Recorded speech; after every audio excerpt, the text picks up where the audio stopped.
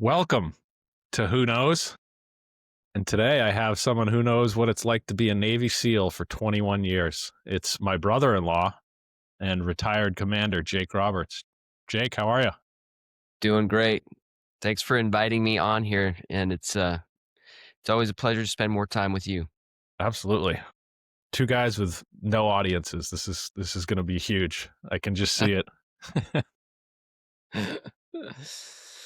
So, let's go back to the beginning here. I mean, people will see in the title that you are a Navy SEAL, but they may not know you also went to the Naval Academy at age 18. hmm Spent 21 years in the Navy after that. So I'm sure at about age 16, 17, you were thinking about the Navy, but was the plan all along to go this route, or how did you end up in the Navy? The plan was to do the Top Gun high five, beach volleyball, be a pilot, get the girl, and that was largely based off of my family legacy. So my dad was a pilot. His dad was in the Navy, but his uncle was a fighter pilot in Korea, got shot down in um, in one of the bays outside of Korea, and Koreans were lined up shooting at him from the shore, and he got rescued out of the water, and then stayed in the Navy and commanded a squadron in Vietnam. And then my dad was an airline pilot after he flew P3s in the Navy, and so we had a great upbringing, and so I figured I'd do the same, following the dad's footsteps.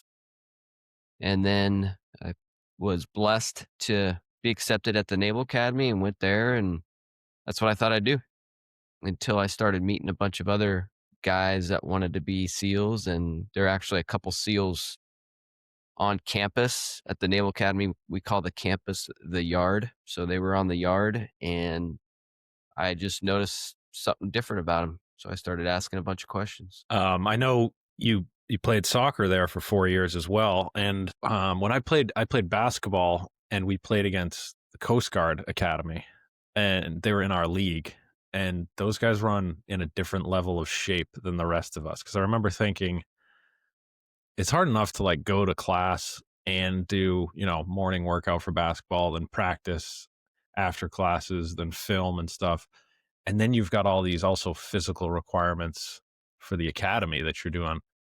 What was it like playing soccer, playing a Division I sport, and having all those academy requirements as well? Well, it was not good the first year. Um, I remember my senior year of high school, I did well in high school, and I did well enough to be able to kind of massage my schedule for a really cake senior year. And that did not set me up well for first and second semester of freshman year, because not only was there Division One athletic schedule, but there was pretty significant academics. The Naval Academy is, a STEM institution, and but as a plebe, as a freshman, they call us plebes. So I believe that means it's in Latin, and it means nothing. And so that's kind of the idea, is to humble you and treat you that way. And there's a whole host of things that you're supposed to memorize and learn as it comes to your professional military knowledge on top of all that. And you're getting grilled by upperclassmen, throughout the day as you're walking through the halls. So the goal was not really to be in the dorm. Otherwise you were vulnerable to attack.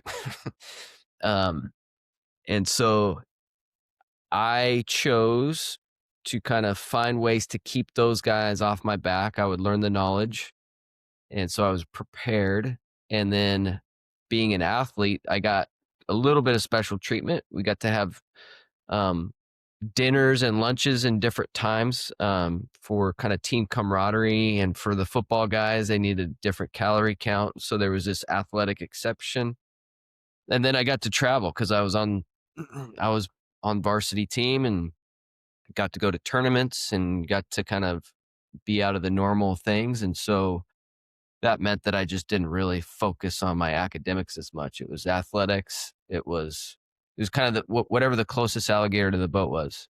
Athletics is something that I loved, and I was getting enjoyment out of that and getting to know people that were treating me with more respect than I was in the halls. And then when I did have to go, lay my head down and get in the dorm, it was called Bancroft. It's the largest dormitory in the world under a single roof. Oh, wow. And so those were the two things I focused on, and academics came third. And so I was at like a 2.2 coming out of freshman year, really close to kind of academic probation. Yeah. How'd you turn that around? Roommates as a sophomore. There's a guy, so he's also one of my kind of what we call a sponsor brothers. So there's this whole sponsor system. You got all these kids that come out of all corners of the country, Hawaii and Alaska too. They they leave their families and they come all the way out to Maryland, and they have no social network, and so they have this sponsor system where local people will say, "Hey, we're willing to host a midshipman on the weekends and maybe kind of check in on them during the week, bring them some food or whatever." And I had the best one, and her name was Miss V, and she only took dudes. She only took athletes. So she created this kind of fraternity. And so one of the other guys my year was my sponsor brother, and he also ended up being in my same company at the academy. And he was, I think he's 6'10", 6'11", basketball player. His shoes were like size 17, and he had a 4.0 freshman year. And now he's a pediatrician at Bethesda, Maryland. He's a Navy captain, and his study habits were off the charts. And that's what I needed to see. So let's go back, because you mentioned the SEALs and potentially becoming a SEAL. How did that idea come about for you? So when you go to the academy, I checked, it's called induction day, the first day that things start, I-Day. And you go through, I think it was about 6 to 8 weeks of plebe summer. And they're, buzz cut, tube socks, the whole shebang. And that's where, you got gunnery sergeants from the Marine Corps yelling at you, other midshipmen that are upperclassmen just putting you through the grinder. And when the brigade comes back, so while I'm going through that, all the upperclassmen, sophomores, juniors, and seniors have been out in the fleet. They've been doing all these things, getting experience, trying to figure out what they want to do in the Navy or the Marine Corps. And then when they come back, it's called kind of Hell-O night. And it's this opportunity where they get to meet the new crop of plebes, and now they're going to put them through their paces. And that first night, hello night, I was not excused from that. And I think I had practice earlier that day, but then I had to be there. And I remember being at attention, and they called it, having to get in a brace where you reach your chin out and then you bring it down, and then you're supposed to bring it back, and you're just in this brace standing at attention. And this dude comes up to me, and like blockhead, missing tooth, like kind of this grizzly badass kind of guy. And I'm like, who is this guy? He's in front of my face, like, and he's like, "You Midshipman Roberts?" And I said, "Sir, yes, sir." And he goes, and he lifts kind of my cover up, and he takes a look at it, plops it down back on my head. He's like, "You're going to be okay tonight. Nobody else around here is going to mess with you." And I'm like, that's weird. And nobody did. And what happened was, he was a senior, and there were a bunch of other seniors on the team that said, "Hey, you need to look out for Jake. He's in your company." And so this guy's name was J.D. Donaldson, former SEAL team's commanding officer. I've kept in touch with him over the years. And nobody messed with him in that company. And he wasn't kind of that typical guy that was all about military custom and courtesy. His room was a mess, but he loved people and he's a badass and he wanted to do some incredible things. And I was like, man, that guy's different. I want to know more about him. And so what did I find out? He wanted to be a SEAL. And everybody knew it. And he was a heavyweight boxer at the academy. And it wasn't an NCAA sport. It was called something else, but there was kind of a national collegiate circuit, and he was a national champion. And in fact, he was a national champion at a weight class that he was he was underweight for the weight class, and he still was a champ. Wow. So how did it progress from there when you got the idea planted there to become a SEAL? And what year was that? So this was 97. So this was kind of probably August of 97 when that particular moment happened. And then that first semester I can't remember who my squad leader was. It wasn't him, but I was gone most of the time anyways, because I was traveling up and down the Eastern Shoreboard, and there were some tournaments outside of kind of the Northeast there. So I wasn't impacted too much by him that first semester, but he would come around. He'd come out and watch the games. And so he was kind of always, he had a natural desire to mentor and teach and grow. So he kind of took me under his wing. And then second semester, when they kind of reshuffle who's going to be in which formation and squad, he became my squad leader. And that's when I got to really ask him a lot of questions. And so we would do these things called come-arounds. Every week you would have a packet of professional knowledge that you were supposed to memorize and get quizzed on and signed off on. And the progression went, hey, I'm a freshman. So Monday and Tuesday, I'm gonna meet with a sophomore in my squad, and that sophomore, a youngster, is gonna help me quiz me, help me get a mastery of the material before then I go to the junior, or what they would call flamers.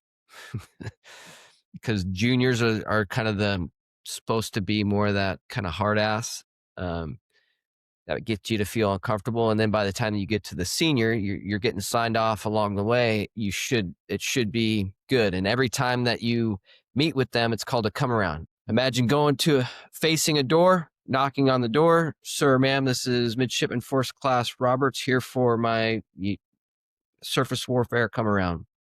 And you stand by and you listen for what the response is, and usually say something like, Roger, hit a bulkhead. And so then you have to do a about face, come out, square your corner, and back in. I'm right by the door, and then hit the bulkhead, and then do another about face so you're facing them, ready for them to come out. And so you do 5 come arounds each week. And when I had my come arounds with him, he was a little bit more open for me to be kind of asking questions about SEAL teams and naval special warfare and the mission and what are desert patrol vehicles and what's BUDS like and how do you are you free fall qual? When does that happen? And what kind of missions do you guys do? Is it always underwater? What's a SEAL delivery vehicle? And so I just started peppering with all these questions. And I can remember one day, some point, I don't know what day it was, but it was at some point early on second semester. And he goes, Jake, and I can remember this clear as day. I can't remember if I've told you this story, but he goes, Jake, you're asking me all these questions about being a SEAL. I mean, you seem really interested in it. Like, why don't you want to be one?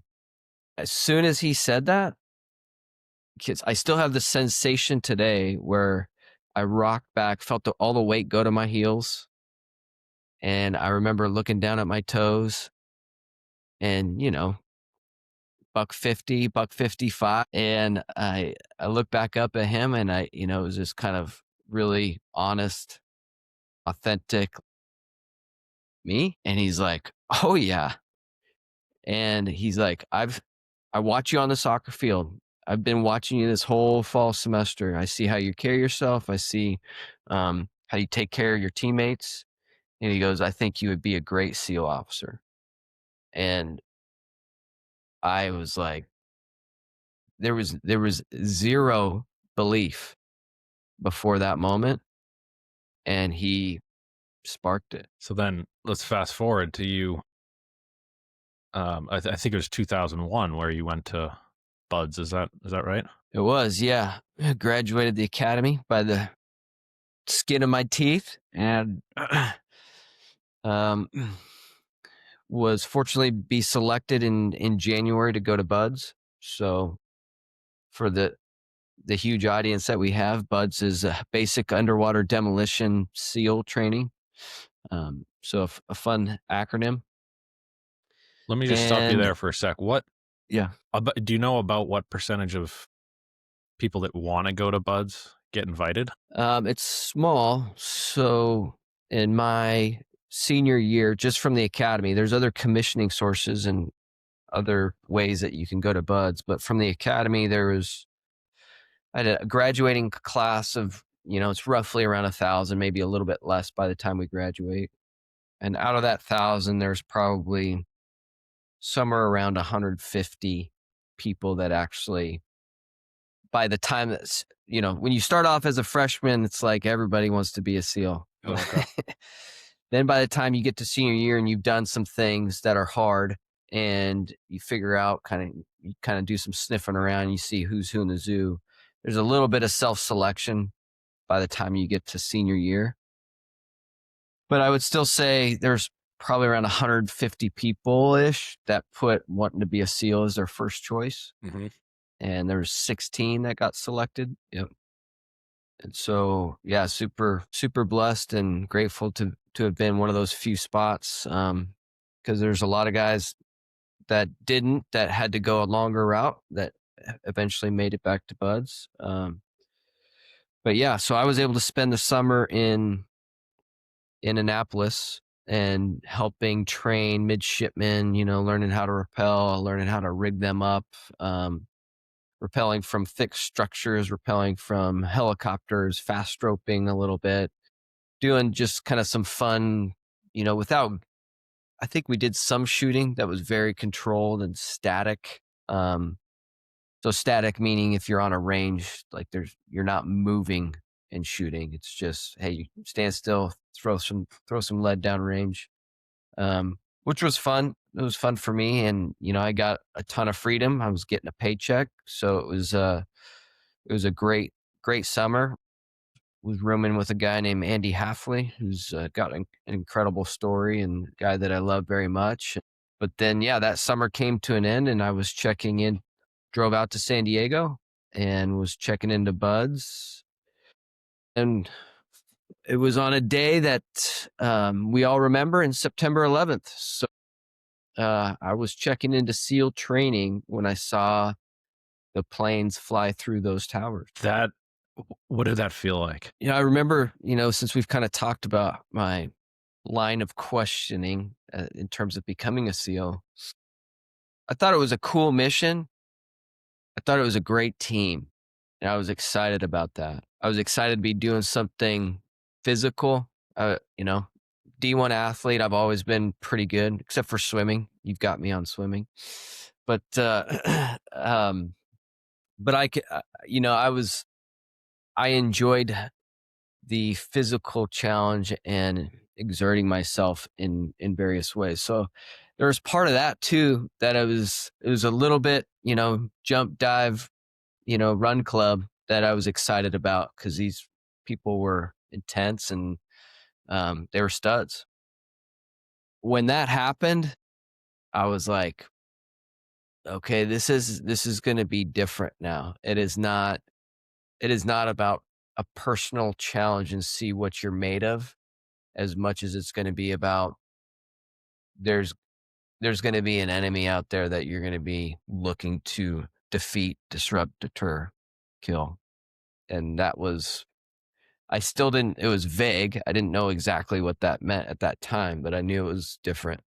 And then that actually lines up with your career, the time in Iraq and Afghanistan. I mean, Afghanistan, we pulled out in 2021, right? And you had retired shortly thereafter. So it almost to the year lines up with your career as the time spent there, right?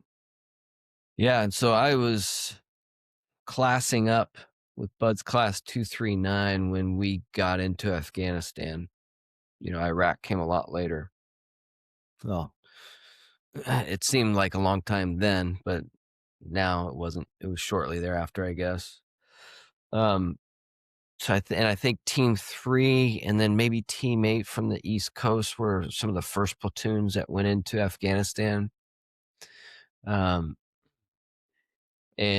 yeah, I was going through Buds. I had a winter hell week, so I started first phase after it was end of January, early February, somewhere around that, in San Diego. So one of the coldest on record, I'm told. It was hailing and sleeting in San Diego during our hell week, and just could not move my fingers. Like the instructors had to come by when we were on the beach eating MREs and had to essentially spoon feed us. And yeah, but that was a hard one because we started off with, I think, around 170, 180. And we had about a little over 20 guys graduate Buds. And that finished up in June of 2002. And then I stayed in kind of that training pipeline where went to jump school with the Army out in Fort Benning, in Georgia. And then there was a separation between some of the enlisted guys that we went through Buds with as they continued on a different training pathway than ours. The officers started kind of learning what's it like to be a range supervisor, what's it like to be a dive supervisor. So if you and I were to go for a dive, there was once upon a time where I knew how to check all your gear, make sure it was fit right, make sure everything was that your breathing apparatus was right. I would run you through a series of checks, and then I would give you the go ahead that you're good to execute a safe dive. And then we did something that was called Junior Officer Training Course, JOTC, which was, I think, like a 5-week course where there's some more academic things in nature. There were some things that were like small unit leadership. Like it was almost like a gentleman's hell week where we went out to Mount Laguna, Cleveland National Forest. And it was like every 8 hours, someone was in charge of a scenario, a mission that they gave us. And as a patrol leader or platoon commander, the other officers were then essentially like your enlisted guys. And you had to come up with kind of the 5-paragraph patrol order in terms of, hey, what's our insert methodology? What's our infill plan? What about our actions at the target, actions at the objective? How are we going to execute that? What's our exfil plan and what's our extract plan? And then different SOPs along the way. And it was you're just cycling through different missions and scenarios that these guys were throwing at you. And that gave us enough of a kind of a buffer. So by the time we finished that, the Buds class behind us, so 240, then the officers who had gone through this kind of different training pipeline, kind of getting next level leadership and kind of community skills, would then team up with that enlisted crew as I went through SEAL qualification training, which was another 3 months based there in San Diego. And that's like, okay, now, hey, in Buds, you had a wetsuit and you learned how to dive a Drager, a rebreather that doesn't have bubbles when you breathe. Now we're going to throw combat equipment on you. By the time you show up to the team, you're going to have a trident on your chest and you're going to need to understand how to do all these things to jump in a platoon. And so I graduated that pipeline in February of 2003. My last trip was a cold weather training trip up to Alaska. And I checked into Team 5 in March, and it was the Monday after a campaign called Shock and Awe, where we started bombing Baghdad. and that Mm. that was around our entry point into Iraq. Wow. And 2 weeks after I checked into SEAL Team 5, I was in Kuwait, and April 7th was my first combat op in north of Baghdad. I want to ask you about that, but let's go back to Bud's training and Hell Week. And just to set the scene, the dichotomy is so strong because this is in Coronado, California.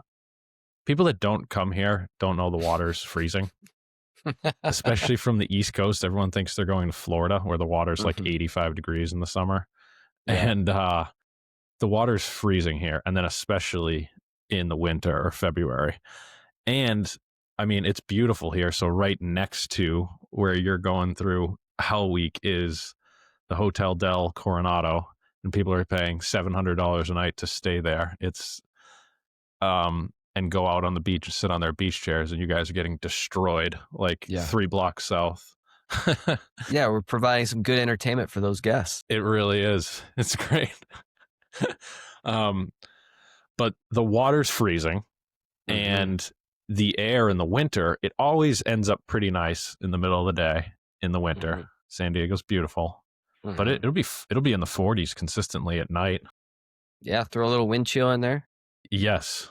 So that's just to set the stage a little bit. But tell us about Hell Week and Buds. What's it like? What are some stories you remember Mm. or choose not to remember? Yeah, I mean that's kind of the thing is, the best of times and the worst of times. And the worst of times were, I mean, the worst part about Hell Week for me was being removed from the class for about 4 hours. I came down with pneumonia, so my VO2 levels were low on Thursday night medical checks. And so they wanted to watch me for a little while. And usually, but if you get to Thursday and they're like, "Hey, medically, we don't want you to continue," then they're going to go ahead and roll you forward, and you could stay with the class, and you could be kind of Hell Week complete. Hmm. Okay. Nobody wants that. There's this. There's something strange that happens when you deliberately induce suffering with a group of guys like that, and there are bonds forged that are unbreakable. And so when they do separate you for safety reasons, it feels like a punishment. And I can remember, just pleading with them, let me go. I mean, I just needed to make it till, and they knew I just needed to make it till kind of like Friday early afternoon, because that's when they typically secure Hell Week. And so I wasn't missing much, but I was like, man, I don't want to miss anything. They were, and so I did miss the demo pit portion of Hell Week, which was a Friday morning evolution. When you're driving down the Strand, you see that kind of fenced in area, and it's just a bunch of sludge and like concrete tunnels, and they just throw smoke and they're shooting guns and they're just trying to create this chaos, and they're telling you where to go, and you don't know what's up from down at that point because you've had, I think it's somewhere between 2 to 4 hours of sleep that week. And and so it's just one more thing. Nobody's quitting at that point, but it's just kind of something fun that they do. But I wanted to be with my class. And so I rejoined the class as they were low crawling and bear crawling out of the demo pit. And I had this senior chief that was like, "Oh, Ensign Roberts, I'm going to get mine out of you. You think you can just miss the demo pits, huh? Oh, I'm going to show you." And so for the next 2 hours, it was one-on-one special time with me and instructor Hoffman, Senior Chief Hoffman, who, I didn't know he at that point in time, he had suffered like crazy injuries. He was with the Leapfrogs. He was a kind of a OG at development group. And when he was with the Leapfrogs, he had a malfunction and he burned had a spiral fracture that went up his femur. And so he had like these, and this happens to a lot of team guys, happens to a lot of people, athletes. Um, uh, addiction to pain pills. Mm. So he was a little bit out of his mind, and there were some things that were beyond pain pills that were going on too. And so I was one-on-one with this guy that was trying to break me. It was painful. But the cool thing was, I mean, at that point, I had resigned myself. Like, you're gonna have to scrape me off the beach. I either die or I make it through Hell Week. This is while you And- had pneumonia, or Yeah, did you only have pneumonia for 4 hours? You were able to just clear it up. yeah, I don't think it didn't get cleared up for another week or so, but so that was. But again, it's like then we secure Hell Week, and it's this cool ceremony where you're lined up, on the kind of in between the berm, the sand berm, and the ocean, and you're facing the Buds compound, and then all the instructors, the commanding officer of Buds is out there, and there's this total shift. All the instructors are no longer that guy that was trying to break you and weed you out of the club. They're now the guy that is like, hey, freaking great job. Well done. And Senior Chief Hoffman came up to me and he was like, that was badass, sir. And he called me sir. I was like, what? I actually got one of the, I think there were 2 Hell Week chits for superior performance. I got one. How are they trying to break you during that time? What are the mental tricks and what are the physical things they're putting you guys through to try to get you to break? Oh, just it's always around trying to mess with whatever expectation that you might have that something might be coming to an end. So whether that's a boat race, whether that's how far you need to run, whether that's how far you need to carry a boat on your head, whether that's how long a log needs to stay overhead, how many times you have to go through the oak course. I mean, it's just they're just playing games with you all the time. And so you just have to resign yourself. Like, I do know it's coming to an end at some point, and you generally have an idea of what day you're in. But if you allow yourself to think about getting in that rack, that warm bed, or, heading up to Moo Time to get a shake and some ice cream because you're just done with this thing, then as soon as you let yourself go there, it's not long after that you're going to ring that bell. And so there would be things like every night as that sun's setting over the ocean, they would have us out there and they'd have us like kind of sing a song, goodbye sun, hello night. And then it's like, goodbye sun, hello night, lock arms. And as soon as they said lock arms, you knew that surf torture, here we go again. So, and how many times, how long were they going to keep you in surf torture? Well, just how long were they going to keep? What is surf torture?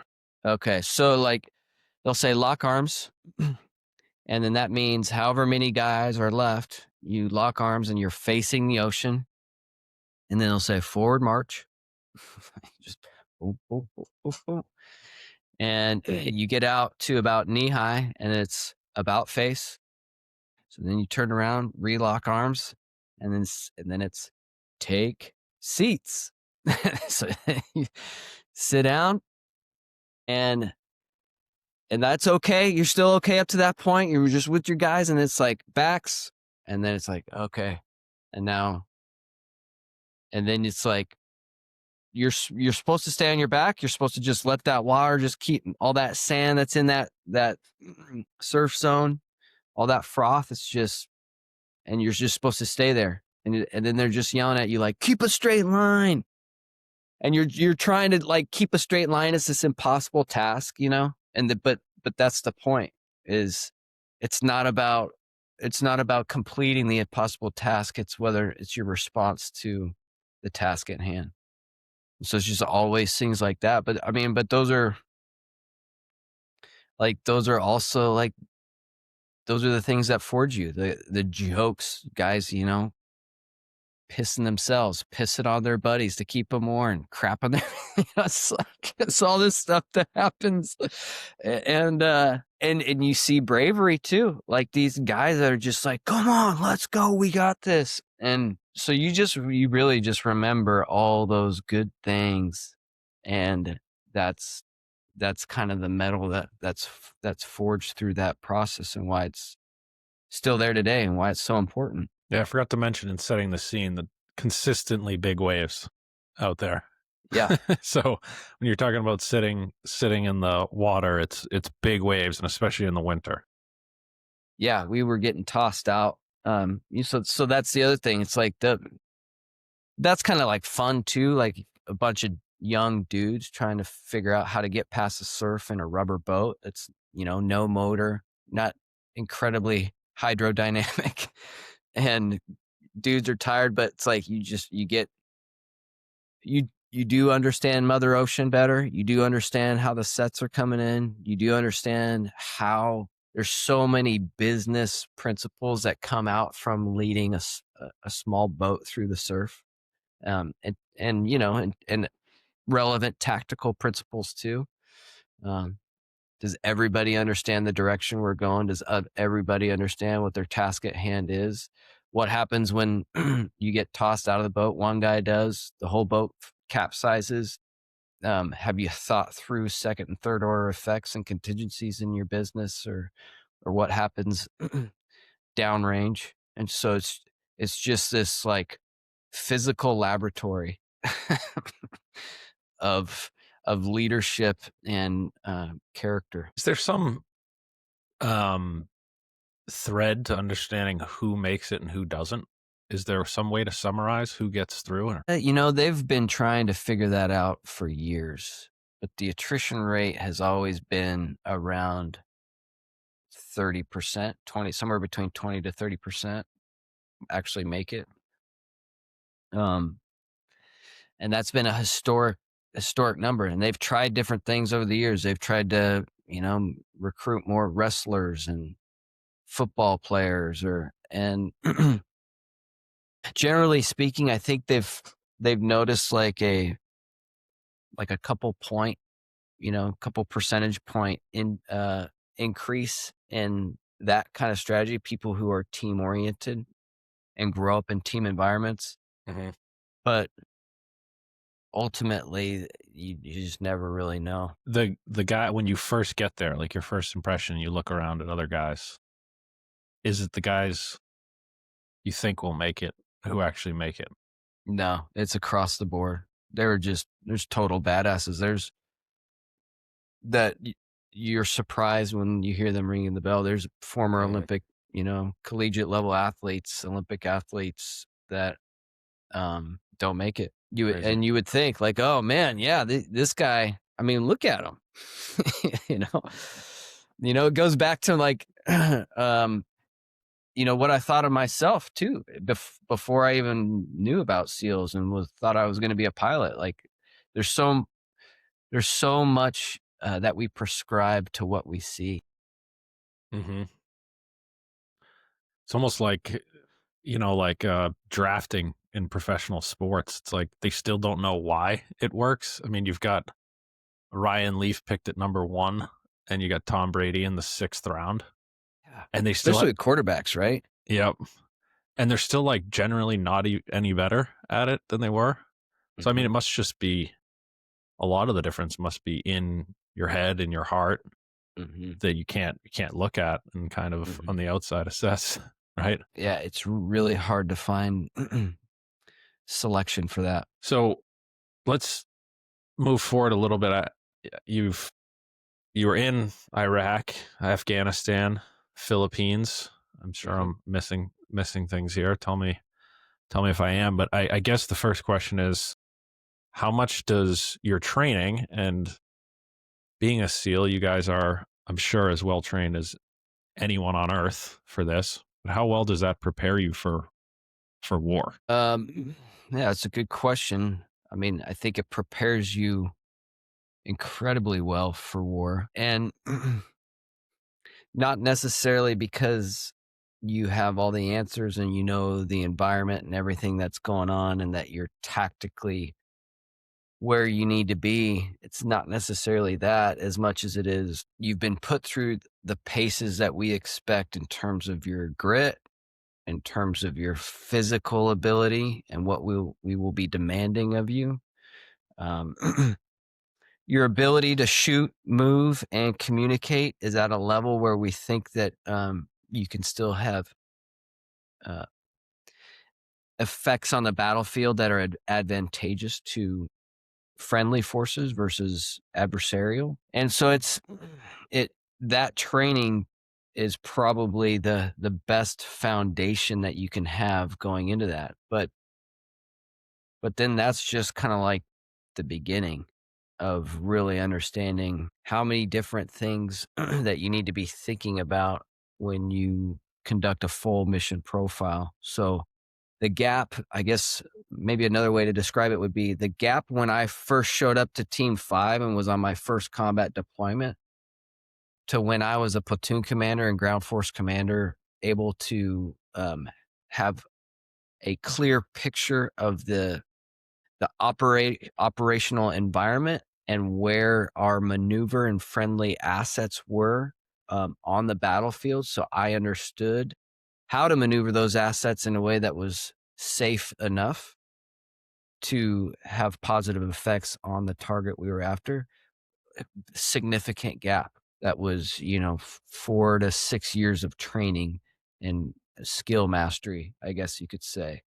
Um, because at that time when I checked into 5, I understood how to get on a radio. I understood how to shoot, move, and basic communication and do what I was asked to do in a very kind of limited role. But by the time I was platoon commander and ground force commander, then I went multiple radios, multiple nets, understanding how to plan with the Air Force, or aviation assets, understand how to plan big Navy assets, and what different ships in the Navy, what kind of capabilities they had. If I was bringing a platoon on board with this capability, so there was a gap that I was still learning, and that process really never stops. I mean, I just ended up, moving into more kind of executive management roles as I got older on in years as an officer.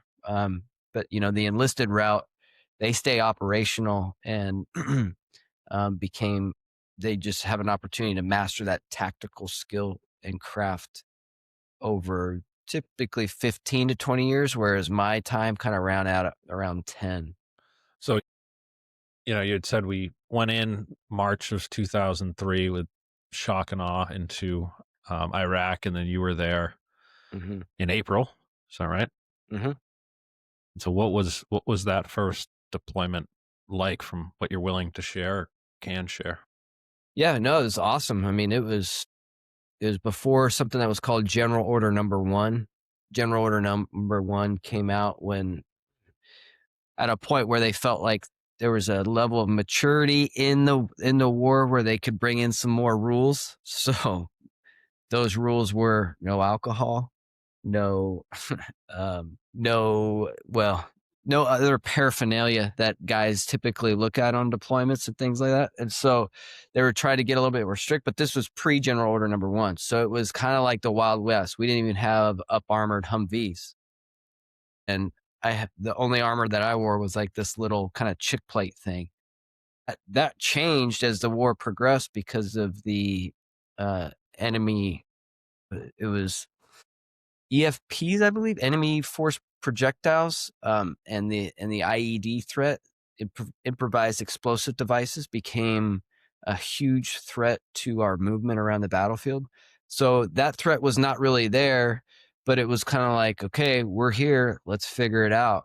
And so we teamed up with the CIA, and at that time there was this thing called the deck of cards, and so which represented the top 52 individual targets in Iraq, with Saddam Hussein being the queen or the king of spades or ace of spades, whichever one. And and so he was the top. Everybody was looking for him, but then he had a bunch of you know it was like Ubed and I forget what the other son's name was, and all the key lieutenants through the organization, through government and military organization, all the way down to the Two of Hearts or whatever. And so we just teamed up with the agency to hunt those people down that entire summer from April through October.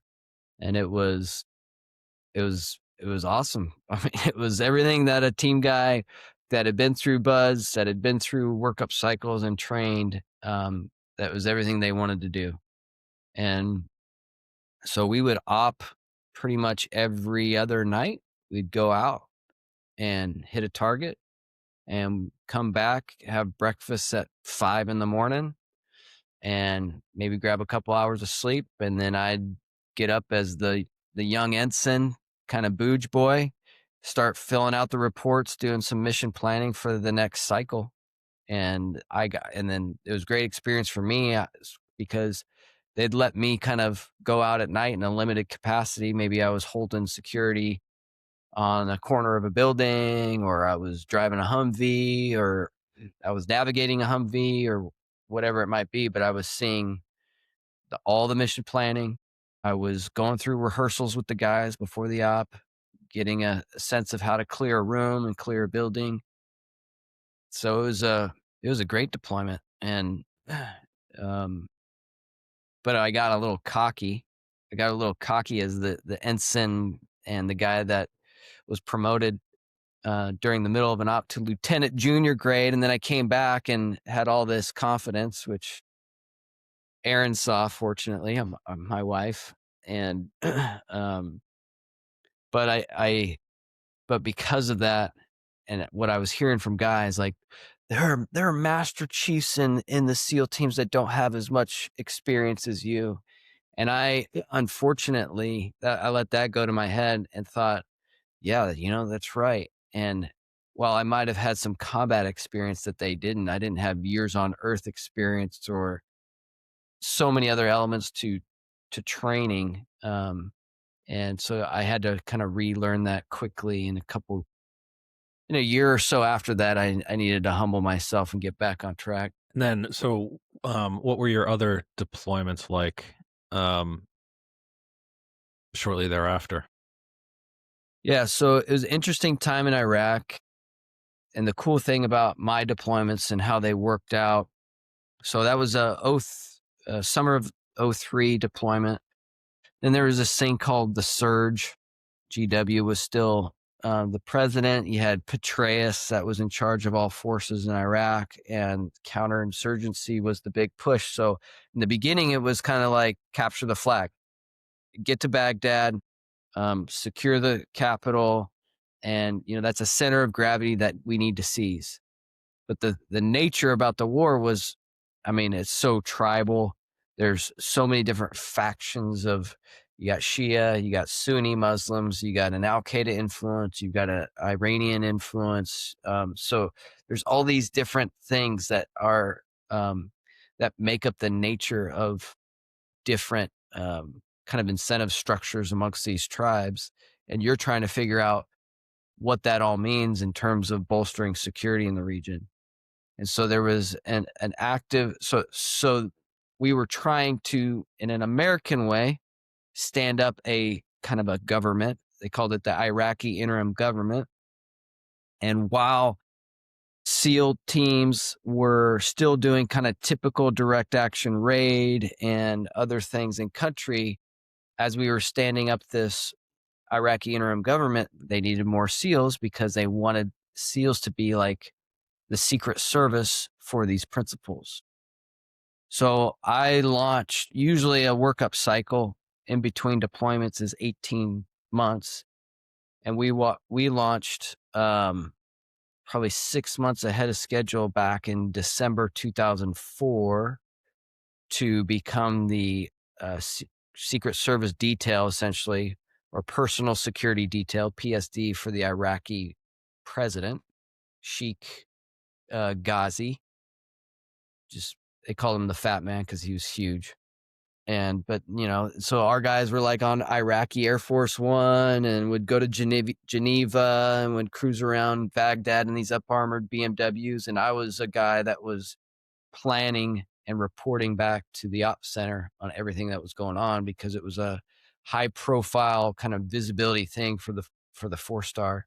Our boss would brief him, I think, daily on the status of the principals and what's going on and who they're meeting with. So that's when I met like Hillary Clinton, and that's when I met John McCain, and all, because we would see these people come in, and we'd get a little bit of time with them because they wanted to thank us. But yeah, it's an interesting time and interesting season of transition after a war-torn country. So first Wild Wild West, trying to bring order into a country. We're helping as Secret Service.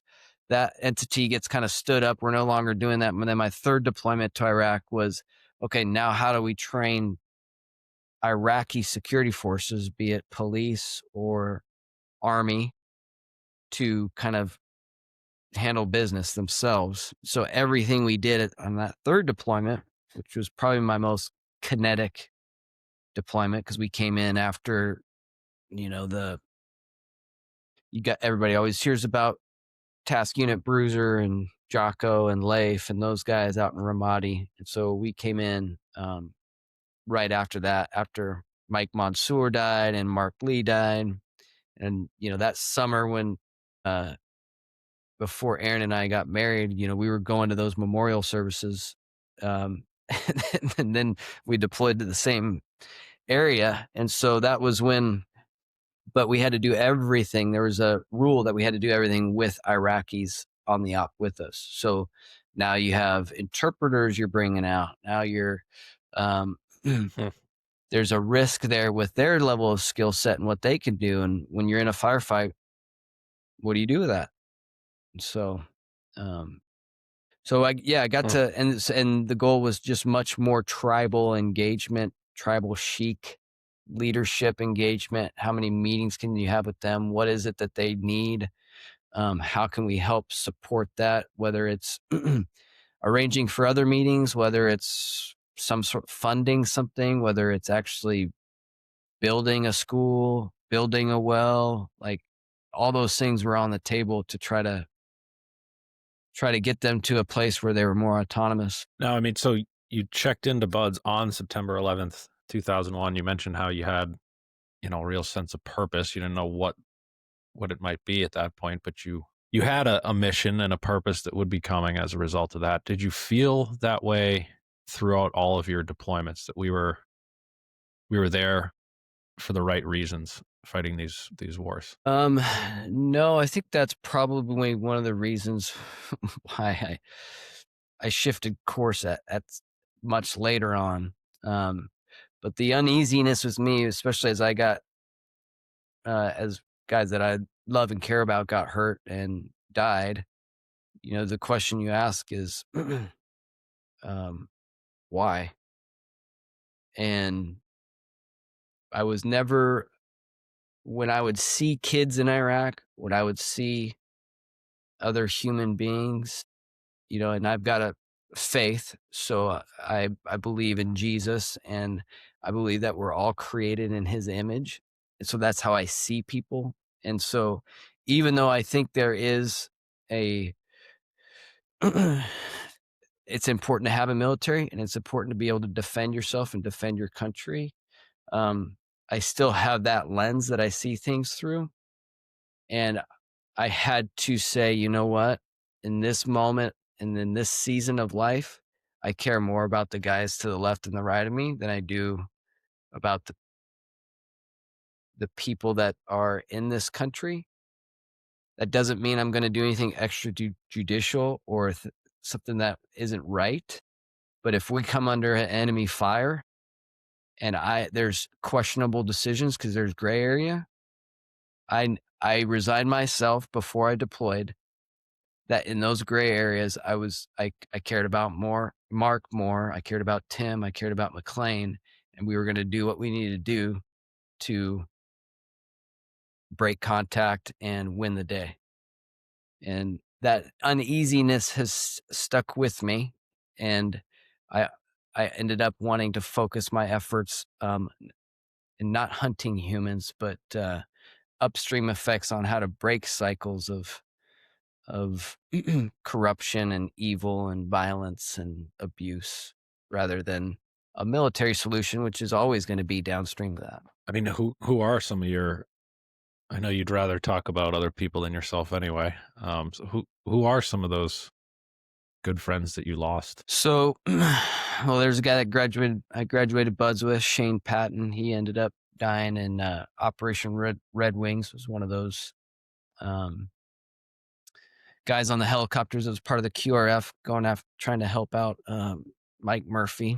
There was Mike Murphy. I didn't know him well, but I mentioned that as we launched in December to go to that to deploy and become the personal security detail of the Iraqi president. That October, we were on San Clemente Island with Mike and Danny and Marcus Luttrell and all those guys doing an exercise with them. So we were hanging out, and I had known Marcus's little brother Morgan a little bit because he's a buds class or two ahead of me. And Marcus had come out on my first deployment with some other guys that I knew because they were reporting back to Rumsfeld trying to find weapons of mass destruction that they couldn't find. So they were diving in lakes in Iraq. And so Mike would be one. The guy that's probably most near and dear to my heart is a guy named Nick Spihar.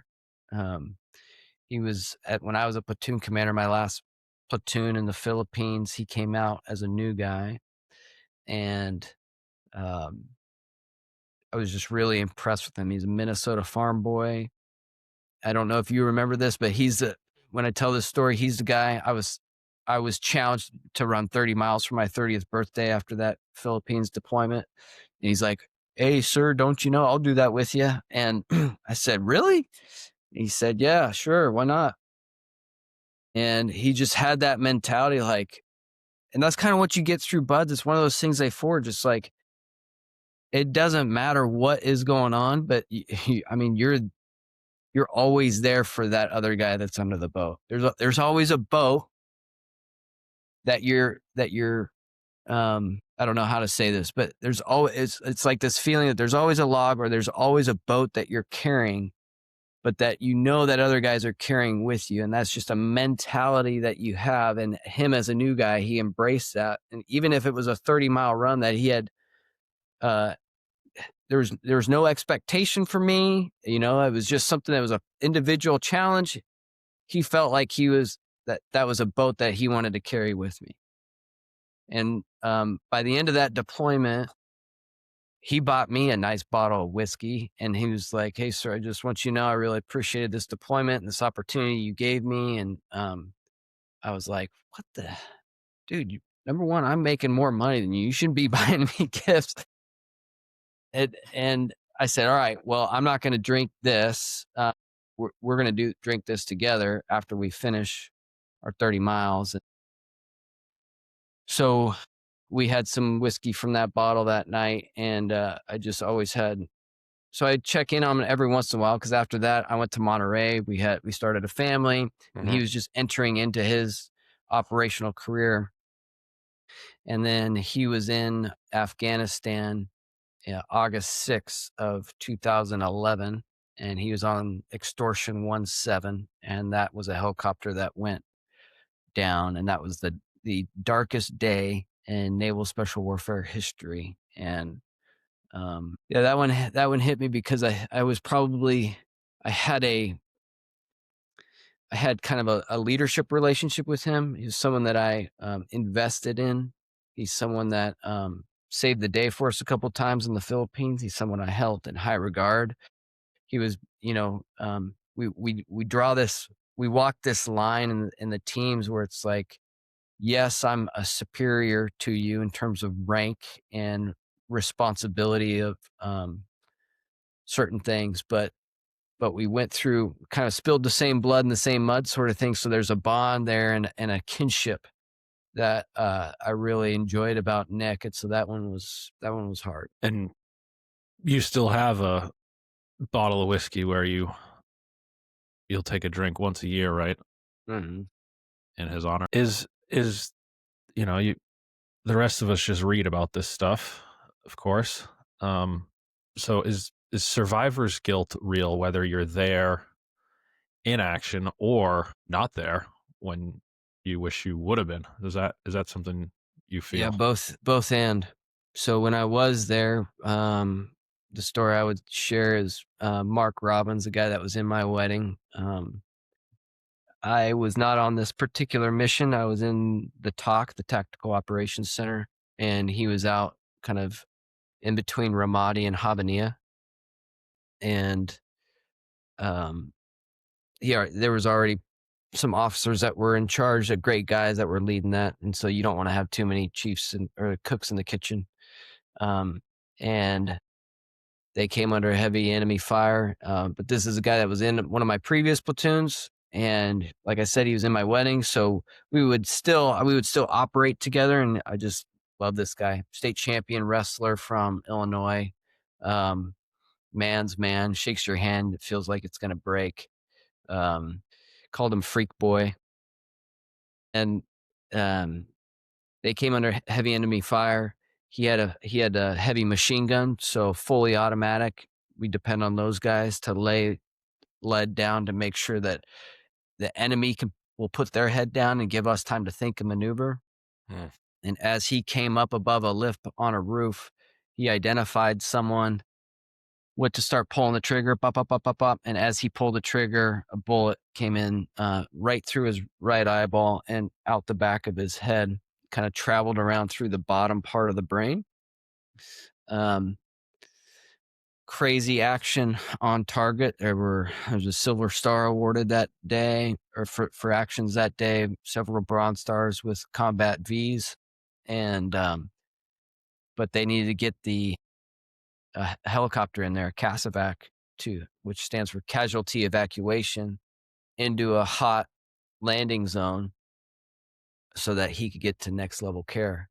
So I was the guy that met him at next level care in a place called TQ, is Al Taqadum, and it was probably like a 20-minute helicopter ride for him to get there. That's where I met him. And then I flew with him from TQ.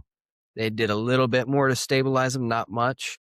And then up to Balad, where there was kind of a higher tier level of care. And I stayed with him there. And that's when the doctor came to me and he's like, "Hey man, we had to remove his eye. I need you to tell him that." And fortunately he was strapped down to the bed, because when I told him that, I thought he was going to take my head off, but I could still see tears coming out. And so I've survivor guilt about not being there with them in that moment. But then even when I was removed and I was an executive officer in a more administrative role in Stuttgart, Germany, Aaron and I were having a hard time because there's just this, what I attribute to survivor's guilt, and Aaron didn't understand it. She's like, "Hey, you made a decision for your family. We've got 2 boys now. Like, why isn't this awesome?" And when you have something that forges you, that they'd have to scrape you off the beach for you not to complete training, that feeling doesn't really go away just because you move and role and responsibility. So there was always this feeling of other guys that were still deploying and still going to war that I was having a hard time with. And it wasn't until a counsel, and I didn't know it at the time, but Aaron and I went to counseling for the first time since we had been married. And this gal had been working with other special forces guys in the Army and the Navy. And I remember her, like, she asked a question like, "Man, that must be really hard for you not to be with those guys right now." And I never I had never like in my own mind figured out what that pain was. I just didn't understand.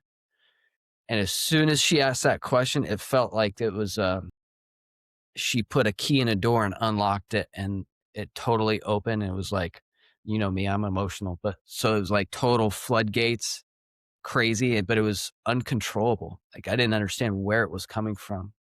And Erin was sitting next to me and she's like, whoa. It's like, what? And that was her first, I think, recognition that, okay, I know we're not maybe communicating as well as we should be. And there's some things that we still need to work on, but I didn't know that was going on. And so that was a very big step in a healing process. Let's talk quickly about leadership. I mean, I happen to know you're a great leader, but again, you don't want to talk about yourself as much. So, who are some of the best leaders you've been around? It could be Navy or not, and what do you think makes them great leaders? Yeah, I guess I'll start with the guy that was my last boss as I left the Navy. His name's Ed Rohrbach, and he was actually a lieutenant. He was on my first deployment in Iraq, and then I ended up working for him at the end of my career. And the thing about him was that he was always poised, cool under pressure, but he also had an ability to kind of reduce noise and see the signal in people. Wasn't always concerned about process but he had a way to kind of dial in. He was a truth seeker. So he had a way to dial in what was really important. And when he found what was really important, whether that be, hey, this is the mission where I think we need to be, or where we need to go, or whether, or maybe it was the person that, he needed to, maybe it was the thing with the person that he was able to see, similar to JD, the guy that saw something in me that I didn't see myself. Ed had that ability as well. And when people like that come into your life that can see things that you don't, I think that's why I love coaching, because of what it's done in my life. It's inspired me. And he is one of those quintessential coaches that has an ability to ask the right questions, has an ability to listen, has the ability to reduce noise, to see the signal so it can bring out the best in you. And that's the core of leadership, right? Is that when leadership rises, so does everything else. Maybe that brings you to where you are today, which I know your faith is so important to you, is obviously at the center of everything you do. And then you've got your leadership and how you study that and have led yourself. And Jake recently bought a business that I think is a perfect blend of everything he brings to the world. So why don't you tell us a little bit about C12 and what you do there? Yeah, C12. I had no idea what C12 was when we moved up here. And I didn't know much about the executive development space. I know a lot of team guys get out, I mentioned Jocko earlier. He had that book that came out, Extreme Ownership, and he owns a company of consultants and like 6 other companies too. So a lot of guys get out and do that, kind of get into that space because of the things that we've been through, that sometimes we can articulate how that applies. And sometimes, guys like me are still trying to figure it out. So I was always interested in that because of the impact that other coaches and great leaders have had on my life. But I didn't know what that C12 existed until my wife mentioned it. And that's a longer story. And then another Navy commanding officer that I was in a men's group with mentioned it. And so when I had kind of those 2 people that were very influential in my life mentioned it to me, I said, okay, maybe this is something I need to pay attention to. I looked up the guy if there was a guy currently in the area, and there was. And so, similar story, started asking him questions and found out that C12 is the largest peer-to-peer advisory group for Christian CEOs and owners in the nation, and actually in the world. It's become an international organization. Hearkening back to that story of surf torture, think about, like, as a 22-year-old, how I began to understand, and team sports too, but how I really began to understand the power of peers and what it means to be linking arms with someone. And so that was a high value kind of nugget for me to pay attention to. The faith-based thing was a huge nugget because, as a believer, I believe in the good book, the Bible, and that there's incredible wisdom that comes from that, and that that wisdom is for all life. It's for your personal life and it's for your business. And if God has a plan for me, then he has a plan for my business, just like he does anybody. And when I combine all those things, I said, and the timing and the way that he orchestrated one event to the next, my predecessor was looking to move on and retire and do something else. And so I couldn't have written that script any better. I always kind of had a desire to lead something. I got out of the Navy and I missed peers. I missed excellence. I missed being at the tip of the spear. And so when I saw C12, and especially that, again, working with elite people, the typical CEO or owner has an incredible, like a, I don't know, 100x or so amount of influence over people than a pastor will. Think a typical pastor, for someone that doesn't believe or is kind of lukewarm Christian, has about 12 hours of influence over that person a year. Think about a Sunday service. But a business owner has over 2,000 hours of influence. And it doesn't mean fire and brimstone and judging. It just means, how are you walking in light and being an ambassador for what you believe in? And what are some legal protections you have? And so now I feel like I'm back at the tip of the spear. I feel like I'm upstream where I want to be, and I'm doing it because it's the things that matter most. And so that's why C12 has been a perfect fit. Awesome. Yeah, I'm very happy for you and your family that you found that after a good amount of work finding the right thing for your post Navy career. Is there anything you think we missed today? I mean, there's so much more to talk about, which we'll get to at Christmas in person. But for the sake of this podcast, do you think we missed anything you'd love to share before we wrap it up? Well, your story, I wish your audience knew that, how you gave life to my wife. I thought you were going to say how our father-in-law always said, well, first a Navy SEAL and now an internet marketer. I'm so blessed. Nope. Well, maybe we'll do that one a different time.